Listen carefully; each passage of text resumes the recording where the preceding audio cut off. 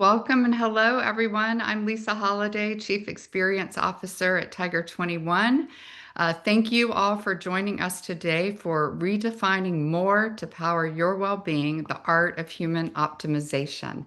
This webinar is part of a series designed to give you a look into the real conversations happening in the Tiger 21 community. 1,700 extraordinary people, successful entrepreneurs, and ultra high net worth investors around the globe.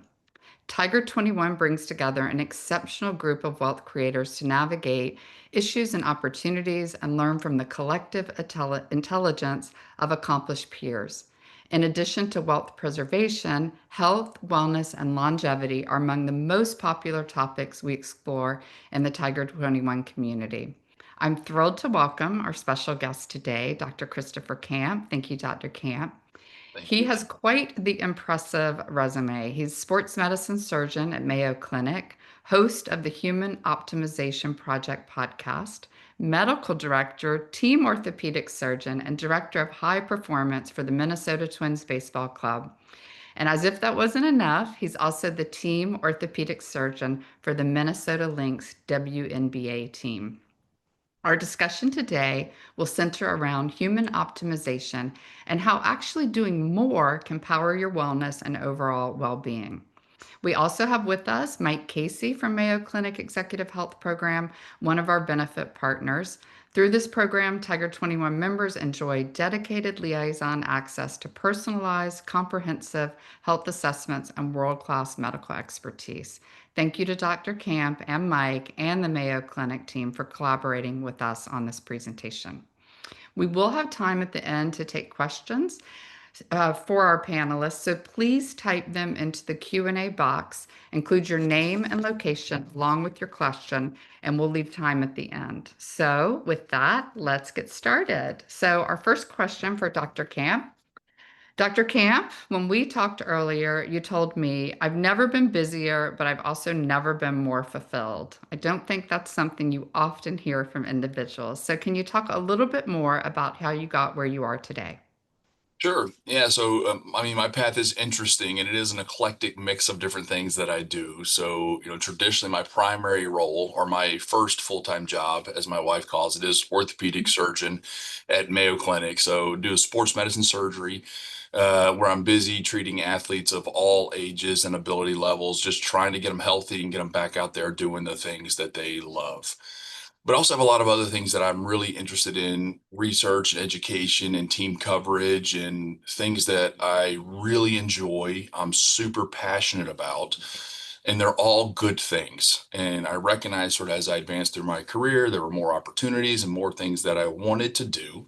And I've said no to a lot of things in my life, far more than I've said yes to, but I do have a lot of things that I wanted to say yes to. And for me, I'm really passionate about being able to do those things, but I also want to respect my well-being and spend time with my family and, and genuinely enjoy them. I'm not going to do them if I'm miserable. So I've been a little bit obsessed with figuring out, how we can accomplish and achieve more while simultaneously improving our well-being. And I really think that it can be done. And actually, not only can it be done, I think the world we're living in and in the direction we're headed, it has to be done.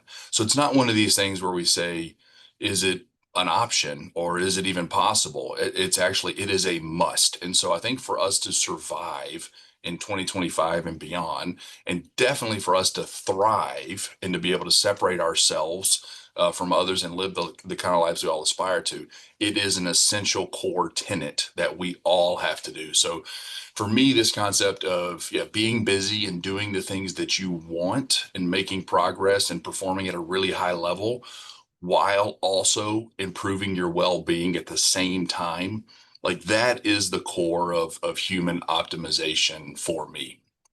Yeah, well, I love that. And I think that balance, you read so often about balancing what you say yes to. And for some people, it's really hard to say no. So I'm really interested in how you balance that.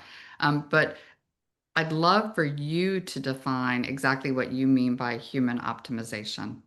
Yeah, that term optimization gets used a lot today. And I think for a lot of people, when you say that, they think about these small little hacks or, working on the margins and doing little things like, we're fine tuning, the 1% here, we're micro dosing supplements, and we're talking about like all the, longevity pills and, all these sort of things.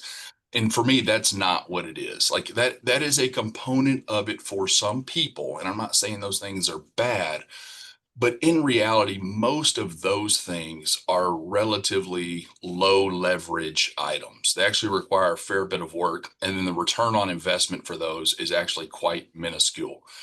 So I'm really talking about pulling the big levers in life, and there are a lot of big levers out there. And so you want to do the thing that's going to give you the highest return on your investment. You want to start with those. And so pulling those big lever items, I think, is really the key for us. And then once you've pulled all of the big levers, then I think it's time to start fine tuning and massaging and, working at the margins. But so many of us sort of jump to the margins before we've laid the foundation first. And for me, I think about if you say, well, what are those foundational things? One of the biggest ones is we first have to decide what we want to do and what we want to accomplish. So when people ask me for a strict definition of human optimization, the definition I give is it's the ability to achieve more while simultaneously improving well-being. And I always put more into quotes. And the reason I do that is because everybody's more is individualized. So my more is different than yours, Lisa, and it's different than everybody else that's on this call.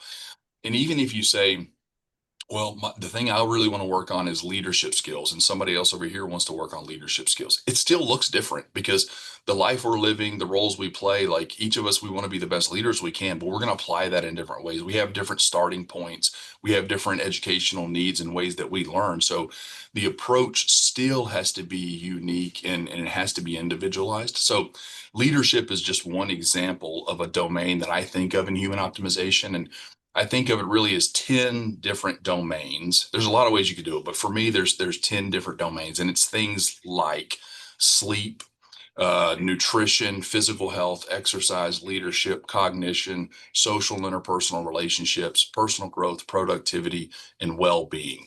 So those are the 10 big categories for me, and that's kind of how I bucket it and think about it in my life.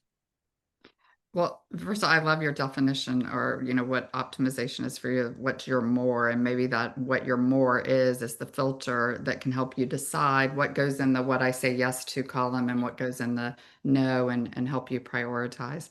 But as I heard you talk about all those items, it also makes me think of another term that is used so often, and maybe, I don't know, is it the opposite of human optimization, but burnout. So, can you talk a little about burnout and since you're doing so much, how you approach it? I can't, so burnout is a thing where you say the word or the phrase burnout, and all of a sudden, like it just conjures up these emotions in people, right? Usually not positive, which it's a little bit ironic because so many people like they started this whole concept of burnout to try to help, right? But for now, most of us, we hear that, we hear burnout or well-being, and we're like, oh, no, not again. Like this is somebody else telling me I'm doing it wrong, which is actually going to worsen my burnout. Like, right, I know whatever's coming after this is actually probably going to make it worse rather than better.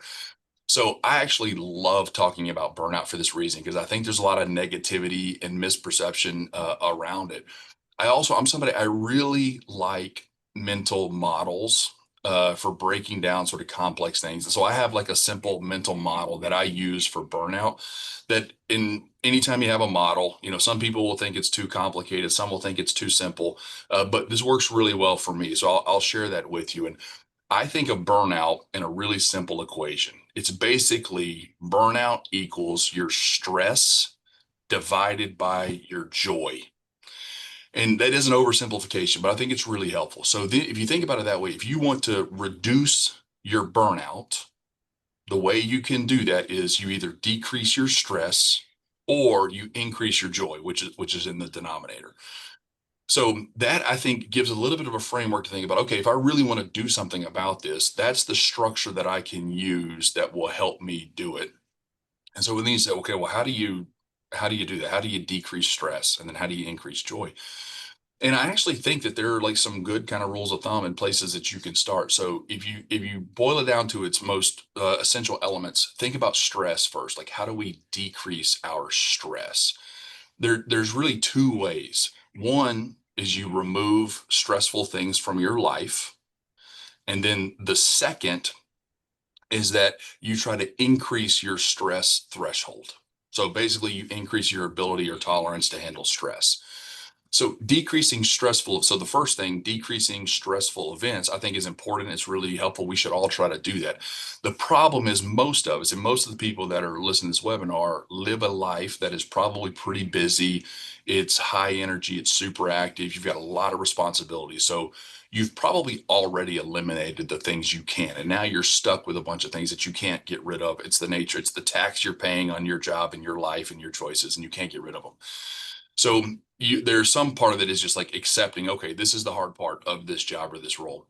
But I actually think paying more attention to that second thing and increasing your stress threshold or your ability to handle stress, that's the higher lever. That's the higher leverage item there. And there's a lot of ways we can do it. And that could be a whole separate talk. But the main things are making sure you're getting your sleep, your nutrition, your exercise, and all of those things. So then if we look at the other side of that equation, joy, how do you increase joy? This is something I think we mess up quite a bit. One way to look at it, I think there's really three ways to improve your joy. One is to add more things into your life that bring you joy. Sounds easy. The problem is we're all too busy to add something else on, right? Or we would have already done that. So that's not a great, our mind goes to that immediately, but that's not a great option. The other idea is remove things that are stealing your joy. But again, most of us have already done that. That doesn't work very well. The third option is to find the joy in the things that you're already doing. And this is something that most of us don't do a very good job in.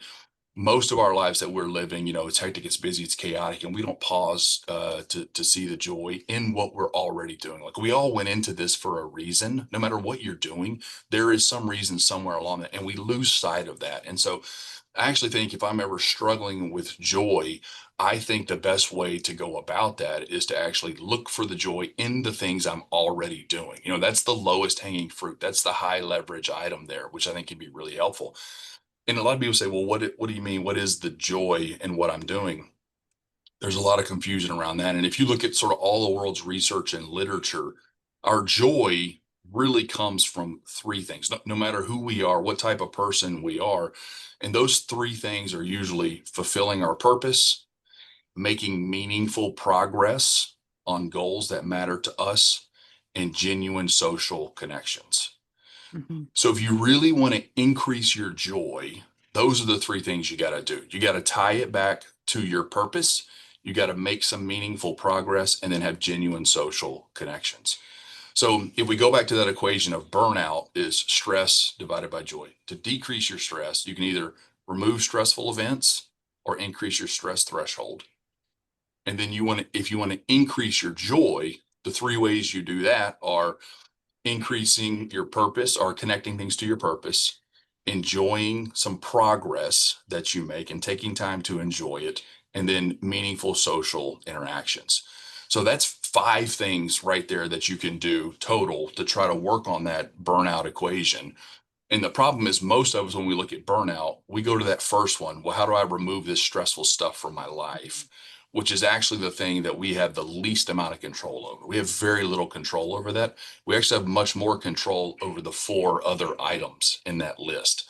So we would be better off paying attention to those four things rather than necessarily removing it. And I think that that has been really helpful for me in reducing my burnout. And if you want to just flip that and think about it on the positive, well, what about well-being? How is that different? I actually think of well-being as just the opposite of burnout. So, if Mhm. burnout we say is stress divided by joy, well-being is just the opposite of that to me. It's your joy divided by your stress. So you can choose which way you look at it, half full, half empty. But that construct has been incredibly helpful for me in my life in trying to control the things I can control and pulling the biggest levers. And that has really helped me improve my well-being and reduce burnout. Yeah, and I love thinking about this. But first, I think it can apply to your personal life or your professional life, and there's such a blur, I think, between the two for so many of us. And one of the things that keeps coming up in the Tiger 21 community is this idea that one of the best ways to stay healthy is to never retire. That if you've gotten to your point, back to finding purpose and joy, if what you're doing professionally you love, I think that idea of I'm just going to grind until I get to a certain age and then, oh, everything's going to be great because I'm going to retire. So I'm curious what you think about this concept. Yeah, I do think retirement is definitely a concept that a lot of us struggle with, especially kind of high level professionals, for a lot of reasons. But you're exactly right. I think one of the reasons so many people have this sort of unhealthy relationship with retirement, there's really two. One is that they often think, okay, retirement is going to give me a chance to escape from all the challenges and hardships and frustrations of my life. So they overinflate how great retirement is going to be. And in reality, the problem with that is that's almost never the case. The other problem is that it's forcing you to delay your gratification. Life is too short for delayed gratification. And listen, I'm a guy who went to medical school and residency and fellowship. Like we're all about delayed gratification, like tons of pain and suffering in the beginning to enjoy a life later on. And it's false. Like life is too short. You cannot delay your gratification. So I actually think our goal is rather than doing that, we shouldn't be building these lives that we're trying to escape. We need to build a life that we enjoy. And I think it's Lucretius who said, so many people struggle with these vacations and holidays, and they try to go all over the world trying to find joy, and they can't find it. And it's namely because it had nothing to do with the place that they went. It was because they took themselves with them on the trip. And so, in reality, we need to be looking inward to sort of figure this out. Another thing I will throw on there too when it comes to retirement is that we don't recognize how many identities we have at every stage of our life. So we often think of ourselves as just the professional, whatever it is, that you are now. So for me, orthopedic surgeon, and I think of that as my sole identity. And so then when I think of retirement, I'm trying to think about orthopedic surgery in isolation. But in reality, if I'll step back and think about all of the roles that I play now, orthopedic surgery is just one of them. The others are, father, husband, friend, educator, mentor, teacher, now human optimization project podcast, so there's all of these different roles that we play. And each of these comes in and out of our lives in different formats over the span of our life. So in reality, we are adding new identities and we are retiring from old ones as we go. And I think we need to do a better job of viewing our vocation as just another one of those identities. It's just another way for us to carry out our mission. And we all have to recognize at some point, we're not going to be able to do that anymore, but we can shift our mission into those other identities and we can still do the things that give us meaning, value, and purpose. So I think thinking about it in that lens can be incredibly helpful. So I'm sure I'm not I'm over here nodding along, especially, you think of, and so often in culture, the first question you're asked when you meet somebody is, what do you do? Mhm. And I think that plays into that, our identity being that part of our professional life. But um, for those of us who are nodding along with everything you shared and agree with you, so we need to make a change. Where do we start? What do we do? Yeah, that's what's a wonderful question. I love that question. What do we do, or what do you do? It really highlights our action-oriented nature as human beings, right? Which is great. And I know What do everybody we on do? this What do we call, yeah, do? everybody on this call largely has gotten to where they are because they are super busy, they're super active, they're probably a group of grinders that'll outwork anybody, and there is tremendous value in that. One of the issues that we have now in 2025 is that at present day, there are an infinite number of options of things that you can do. So the number of actions you can take and the number of behaviors you can take on is infinite, right? If you look around, everybody is sort of figuring out, well, what am I supposed to do, right? So and so is going paleo. Should I do that? This person's cold plunging. Should I do that? This person, has their kid on this travel team. Should I do that? This one bought this car. Should I get one of those? Should I? And so we're constantly. So we say, okay, let me try that. I'll do that. I'll do that. I'll do that. I'll do that. And we do all of these things only to realize most of them didn't work. That it was super high energy. It took a lot of work, effort, and attention on our part, but the return on investment ends up being pretty low on those things because we're sort of shotgun approaching it. We're just like trying to do stuff over and over and over again, and there's too many options.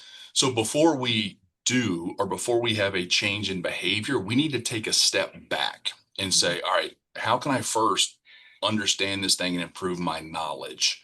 So you need to do the knowledge piece before you do the behavioral piece. So how can I learn more about this? How can I figure out what is actually meaningful? What does the evidence say? What are the high leverage items that I can be doing? And so if you do that, that can be really helpful. And then that becomes a filter for you to then decide, what your behavior is going to be. One of the problems, though, is that our knowledge is also increasing at an exponential rate, which is wonderful, but it's a huge burden for all of us to bear, right? I mean, honestly, thank goodness AI, this is one of the greatest ways that AI is going to help us is sorting through all this knowledge so we don't have to keep it all up here. Hopefully we're going to be decision makers, not just memory storage machines going forward. But the rate of human knowledge is doubling faster than it ever has. And now a lot of people think that human knowledge is doubling almost daily. Mm. So just looking at the knowledge piece is still overwhelming. So I would argue that actually, even before we do that, we got to back up one more step and really understand ourselves. Mm. And that's where I think we're struggling. So as a society today, there are more options than ever in terms of the behavioral changes we can make and the knowledge we can acquire. And we're actually, because of that, we're getting worse at the behavioral change and we're doing more and more. At the same time, though, I think we understand ourselves less and less. So if we keep understanding ourselves less, but we keep doing more, we're putting all of our energy into the lowest leverage investment, which is not the way to be doing this. And I actually think so. If we back up a little bit and say, okay, wait a minute, let me really understand who I am. Like, what do I stand for? What is my purpose? What am I trying to accomplish here? Then that becomes the real filter through which we see the world. So if 100% of the information comes into that first step of understanding and knowing myself, only 1%, most of that you're going to be able to filter everything out. And then only 1% is going to go down to, okay, do I actually need to learn more about this? Is it relevant or can I ignore it? Most of it you can ignore. And then once you've gone through that process of actually improving your knowledge, now it's 1% of 1% that actually gets down to, okay, I'm actually going to make a real behavioral change on this in my life. And I think that thinking about this as a filter. So understanding yourself first, improving your knowledge second, and then your behavioral change third. If you think about each of those levels as a filter, that can be immensely helpful. One of the challenges of those I mentioned that people don't know themselves and they don't understand themselves. And this is something that I've really actually spent a lot of time with on the last 5 years. And people say, well, what do you mean like know yourself? And I ask you, if you're somebody who runs a company or works for a company, how well do you know your company? What are your values, your vision, your mission for your company? Most people could rattle that off pretty quickly. And then I say, okay, what about for yourself? What are your personal values? What's your personal vision? What's your personal mission? What's your personal purpose and identities? Most people would struggle. And this is something I've spent a lot of time thinking about. And I keep it here in my desk. So I try to be analog at times. So I literally have here, I don't know if that comes through, but on a sheet of paper, I had this and I keep it in my desk. I have written out my values, which I define as the things that are important to me, my vision, which is what I want to accomplish in this world, my purpose, which is why I want to do it, and my mission, which is how I'm going to do it. And I also have my identities. And so, like, just going through this exercise of writing these down and then having this available, that's the answer that answers 1,000 questions for me. And people may say, well, I don't have the time to sit down and do it. You don't have the time not to. And if you would take, I mean, it doesn't take that long, 30 minutes or an hour. You sit down and really reflect and you do that, that is going to say, it has saved me thousands of hours now going forward. Because now when I look at something, I know almost immediately it's a yes or a no for me.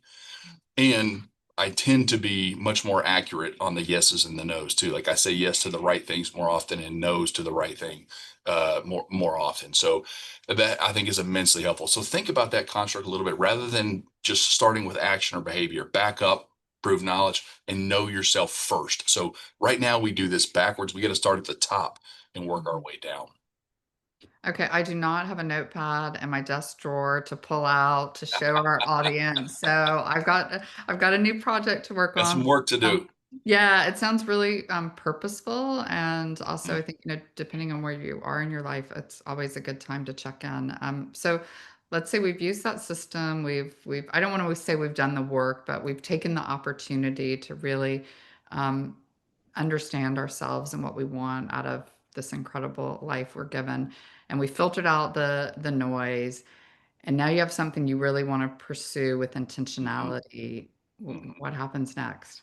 Yeah, so I think another model that I use. So when I think about, all right, here's the thing I actually, now it's made it through those filters. I actually want to do something about this and I actually want to make a change in my life. How do I go about doing that? And I think a lot of us don't really understand how growth occurs, but growth really occurs through repeated cycles of stress and recovery.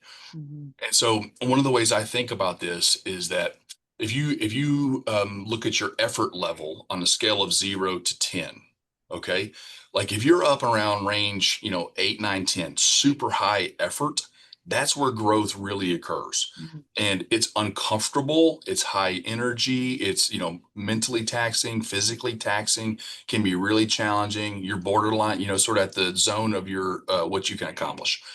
The bottom of that graph, so like from 0 to 2, that's the zone of recovery.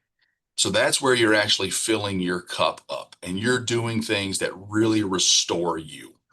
One of the common mistakes is that we often think things that are low energy are things that help us recover, which is not usually the case. So if you think about things like scrolling social media or binge watching TV or whatever, like those are low energy, but they're not helping you recover. So that doesn't count. So I'm talking about true recovery.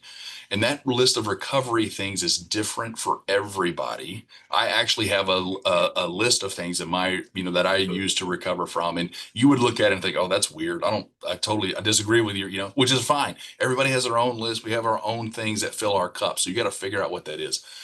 But one of the problems is so many of us spend so much of our lives living between level 2 and level 8 in that middle zone, which I call the zone of stagnation. And so you're still working hard. You're still putting in a lot of time and effort. But the problem is you're not actually getting up high enough to grow and you're not getting low enough to recover. So you feel like you're constantly spinning your wheels. So I think a lot of this is once you decide the thing you want to get better at, you want to figure out, all right, how can I spend as much time as possible working on this hard in that 8 to 10 range? And then when I Mhm. say, oof, this is too much, how do I quickly drop down into that 0 to 2 range, recover efficiently, and then fill my cup back up and then get back up there? And I do think there are a lot of strategies that we could talk about that you can use to stay in that zone of growth. If you look at elite performers, that's how they live their life. They spend a Mhm. lot of time in that zone of growth and then they drop down to the zone of recovery, do what they need to recover, and then they get right back up there pretty quickly. They spend almost no time in that zone of stagnation. And if you look at people that don't grow, they're almost always, oscillating back and forth in the middle of that graph where they're kind of tired, they're kind of miserable because they're still working pretty hard, but they're not making forward progress. So I think that's one of our challenges is to say, okay, how do I spend more time in that zone of growth? And there's a lot of strategies for how you do that. And then how do I fully recover, get in that zone of recovery in order to get back up there and grow again? And some people say, well, that feels overwhelming to do everything like that. But the good news is you're not going to do everything like that because you're only doing, 1% of 1% because you've already applied those filters that I talked about earlier. So very few things actually make it to where you say, yeah, this is something I want to improve at. So, this is so fascinating, and I'm thinking of so many tools I need to apply. So we're going to move. I can't imagine our audience doesn't have some questions for you because I know I still have a ton of questions for you, Dr. Camp. So Mm. just a reminder for everyone, if you have questions, please type those in the Q&A box and I promise we'll try to get to as many of them as possible. But before we do that, we'll go back to being action oriented as humans, and I'm guessing a lot on the call are. Will you leave us with some real takeaways? Like, what can we do right now that will have an impact on our well-being? Yeah, a couple things. So I would say number one is you need to define your more. That's what's most important in this. And yours is different than everybody else's. So you can look to other people for inspiration, but do not copy their more or do not take their definition of success and apply it to yourself. It's got to be yours. And the best way for you to figure out your more, I mean, not to be boring, but sheet of paper and a pen and literally, write out your values, which is what's important to you, your vision, which is what you want to accomplish, your purpose, which is why you want to do it, and your mission, which is how you're going to go about doing it. So I think that would be number one, would be sit down, do that. And if you can do that, and you're not going to get it right, like this is not the first page in this notepad. I've, gone through several pages and changes in this. You won't nail it the first time, but at least get started and then revisit it every 6 months or so. Just okay, how have I changed? So that would be number one, is to write down your own personal values, vision, purpose, and mission. And then that'll help you a ton. I think the second thing to do would be write out your identities as well. I mentioned that, mine is an orthopedic surgeon, and it's easy to just label me as an orthopedic surgeon. But I would also say, hold on, don't that you're cutting me short if that's what you say. Like I am also husband, father, friend, mentor, educator, researcher, human optimization guide. Like I'm all these other things. And then once you do that, if you can take those identities and see how they align with your purpose, vision, values, and mission, the puzzle starts to come together a little bit. I say, okay, I know who I am. I know where I'm going. I know what I'm trying to accomplish. So I think I would do those as my first two steps. And let me give you, you always got to have three action items. So the third action item for homework would actually be figure out what helps you recover. Hmm. And I think that's because a lot of us don't know like what actually fills our cup up. And so we think we try these things, but if you have a list in your head, like, all right, these are the things I can go to, then I'm going to do that. And for me, it's things like, you know, reading, praying, meditating, going for a walk in the woods, spending time with family. I got some weird stuff on there too, though. Like I like home renovations. And so sometimes I need to turn my brain off and like turn my muscles on and just, tear up some stuff or build some stuff. So sometimes doing things like that can actually help me recover. So everybody's going to have their own things that are going to help them recover. Think about what those things are. And if you know that, that actually helps you stay in that zone of growth because as soon as you say, oof, I'm hitting a 10 right now, I'm about to like max out. There's little like nervousness and anxiety that comes from that. But then if you know, wait, but I know exactly what I need to do to help me recover, then you're more comfortable being in that zone of growth. So, So Dr. those would be Camp, my three items. I was laughing because if home renovations is on your weird list, I think you're pretty okay. So, Yeah. with that, I would love to welcome our second panelist to join us, Mike Casey, your colleague from the Mayo Clinic Executive Health Program. As I mentioned at the start, Tiger 21 members enjoy dedicated liaison access to the Mayo Clinic Executive Health Program. We love this partnership. And Mike, will you talk a little bit about why individuals are looking beyond their local primary care options for offerings like executive health programs, medical concierge membership, wellness retreats? I'd love to see how Mayo Clinic could advise us on that. Happy to, Lisa. Thank you. Um, yeah, as you mentioned, there's certainly lots of change, lots of complexity, and as a result, lots of options for Tiger 21 members. As an example, um, Mayo Clinic, of course, holds a unique space in this complex, changing marketplace, and that we've been a leader and an innovator in healthcare for over 160 years. Um, we've also been doing executive health for over 50 years, and this is a program we've designed for the Tiger 21 persona, if you will. CEOs, business leaders, high travel, hard driving. It's not meant to replace a local physician relationship, whether primary care or medical concierge. That's important to have. But it is a safety net, an opportunity once a year to take a time out and come for the most comprehensive and personalized preventive health visit that you can get. Built around a relationship with an executive health physician. Those relationships tend to last 10, 15, 20 plus years. Unhurried time with that physician so that you can get to know one another and get to know not only health issues, but life goals and concerns, that kind of thing. Um, the kind of cutting edge test technology and interpretation you'd expect from Mayo Clinic, but also connection to our 7,000 physicians in virtually every medical specialty, like Dr. Camp. So if you think about it, as we know, right, especially someone like me who watched my hair go from pepper to salt and pepper to salt, um, your health needs and concerns change from your 40s into your 50s into your 60s into your 70s. And there are times along that journey where it's very nice to be a Mayo Clinic patient. It's very nice to have a Mayo Clinic executive health physician relationship, and be able to do the things that we want to do in terms of prevention, performance, longevity. So we're pleased to work with Tiger 21. We enjoy working with Tiger 21 leaders, enjoy working with Tiger 21 members, virtually, of course, in today's world, but also face to face, things like Global Exchange coming up in January. So encourage people on this call to consider this. And if you've got questions on Mayo Clinic, executive health, and our Tiger 21 relationship, I'm happy to answer. Thanks, Lisa. Well, thank you, Mike. I appreciate it. So we have had quite a few questions come in, Dr. Camp, so we will go through these.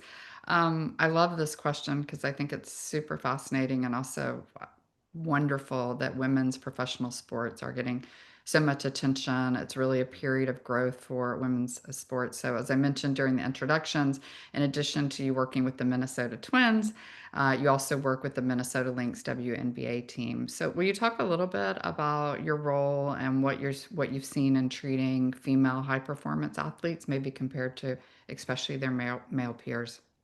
Yeah, absolutely. What a great question too, and what an amazing time, to be asking that question, because I think we're seeing some exciting things. So I'll talk about one like timely thing right now. What you see happening in WNBA, the collective bargaining agreement is running up this year, so you get the players in the league renegotiating it, and so I think that's going to be really exciting and fascinating to watch.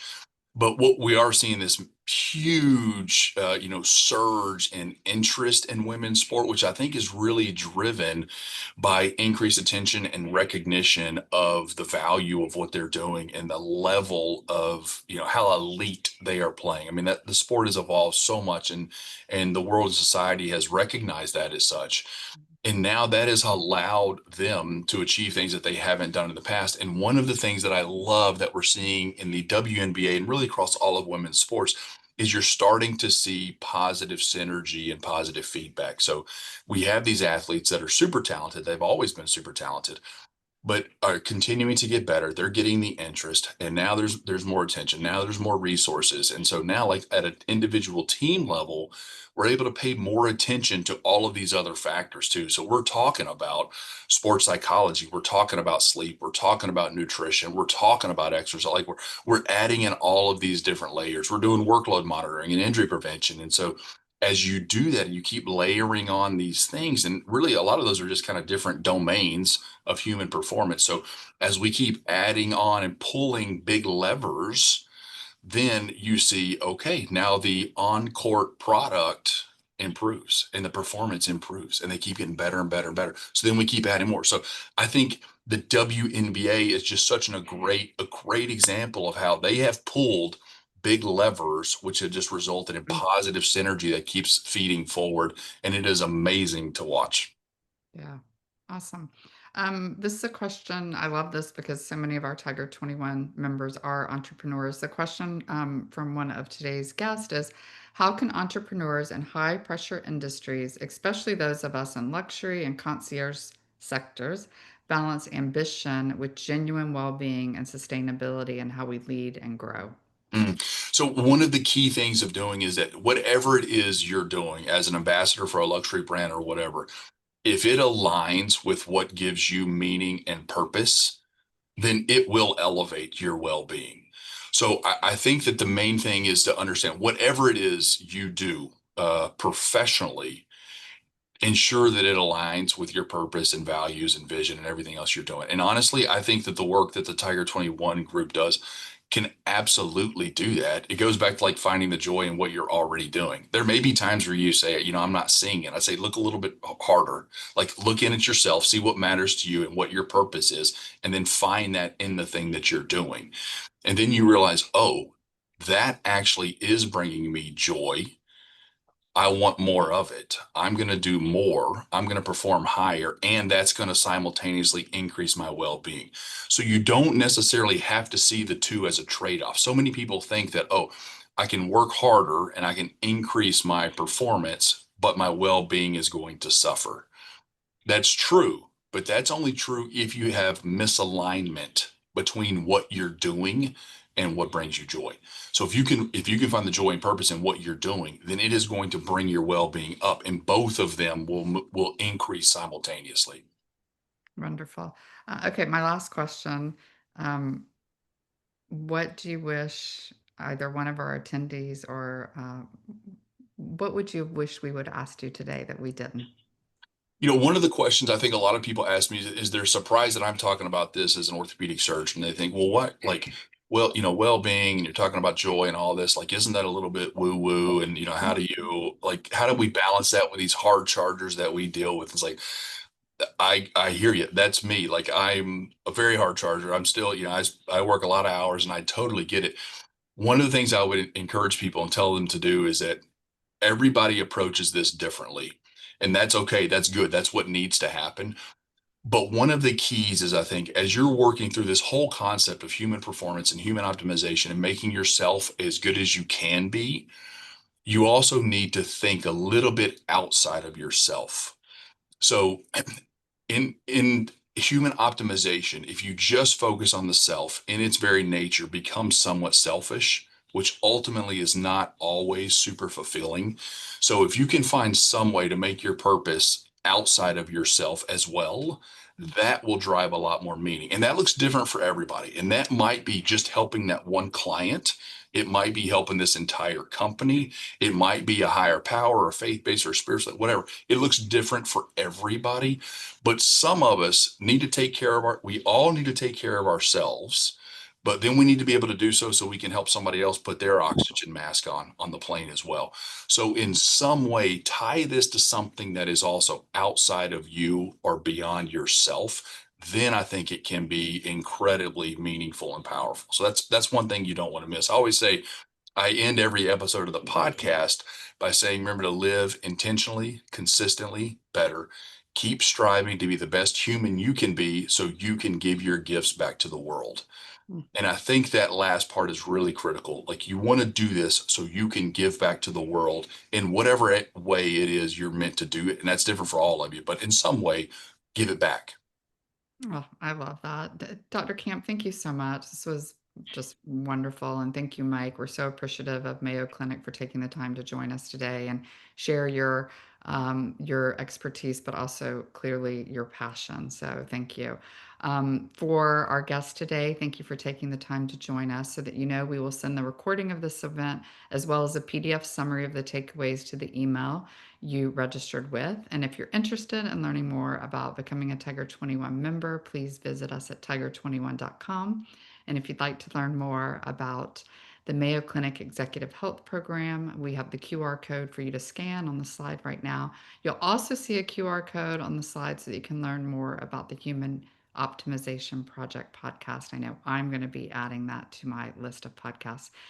So thank you again, everyone, for joining us today. Have a great day.